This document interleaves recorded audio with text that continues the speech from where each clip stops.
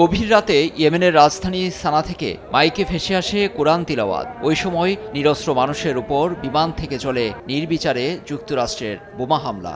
ওয়াশিংটনের দাবি, মার্কিন বাহিনী হুতি বিদ্রোহীদের অবস্থান লক্ষ্য করে বুধবারও হামলা চালায়। যেসব জায়গায় আগুনের লেলিহান দেখা যায় সেখানে ছিল বেসামরিক স্থাপনা। এমন মার্কিন আগ্রাসনেও বুক কাঁপেনি ঘর ছেড়ে বেরিয়ে আসা ইয়েমেনীয়রা, বরং পশ্চিমা আধিপত্যের বিরুদ্ধে দেয় স্লোগান। মার্কিন, ইহুদি ও যুক্তরাজ্য নিপাত যাক, আমরা আত্মসমর্পণ করব না।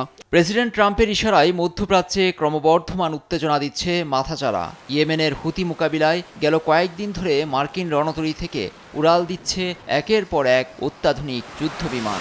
চোখে চোখ রেখে জবাব দিচ্ছে হুতিরাও। যুক্তরাষ্ট্রের মিত্র ইসরায়েলের অন্যতম আন্তর্জাতিক বিমানবন্দর বেন গুরিয়নে বুধবার হাইপারসনিক ক্ষেপণাস্ত্র হামলা চালানোর দাবি করে ইরান সমর্থিত এ গোষ্ঠীটি। জাফা অঞ্চলে বেন গুরিয়ন আন্তর্জাতিক বিমানবন্দরে ইয়েমেনের সশস্ত্র বাহিনী সৃষ্টিকর্তার কৃপায় সফল হামলা চালায়।